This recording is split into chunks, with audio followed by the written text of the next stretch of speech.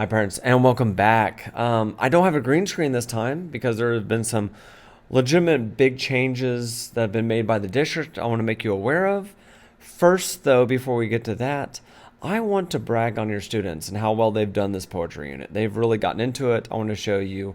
This is blackout poetry, where your students had to take a sheet of a novel and black out everything but the words that they were going to use to make a new poem. And they did a great job. I was really impressed by this. The other thing is, I have started incorporating sticker charts just like first grade, and as you see here, and the kids are really into it. I have never seen students fight so hard over a sticker. It seems like the first grader never really dies. On that note, there have, as I said, been a couple big changes, and I want to look at that. The first one is right here.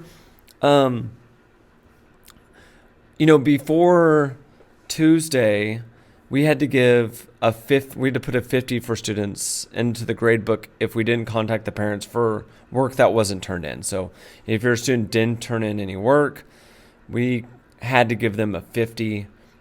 Now they've changed that where we can now give zeros for students that don't turn in work. I'm probably going to ease into this. I'm not just going to go, whole hog immediately, just because, that would be a harsh change all at once. But do know that all the teachers now have this policy, so that's something to keep a lookout for your student. If they don't turn in work, it can now be considered a zero. The other thing is that they changed the final policy, where before we had to give a final that was comprehensive and worth 20%. Now we are no longer required to do that, or at least we don't have to make it worth 20%. I am still going to give a final, but now I'm starting to wonder, do I want to give a final that is a project or multiple choice? And I really like the project idea. Your students did that project. Your students have done lots of projects. And I generally like the projects because they're more real world. So for example, last year they had one where they had to create a business, and they had to tell me how setting and mood and imagery and audience was all affected by the choices they made. And the final thing is, if your student has late work and they want to turn in late work, I don't penalize them for that. But as a parent, you should know, or a parent or guardian, that I need them to come up to me and show me that they've done that late work, and I'll just grade it right there on the spot.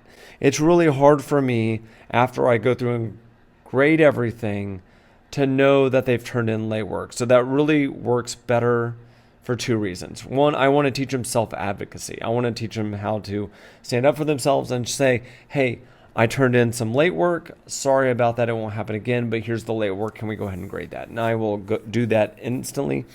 The other thing, it just works better for me as a teacher, because if I have a lot of kids turning in late work, it is really hard for me to go through all the assignments and look for the kids that have turned in assignments for, the last week.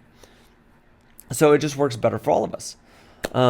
So just, tell your student, if they have finished something late, just say, hey, take that up to Mr. Reynolds, show him, and that is all that really works best.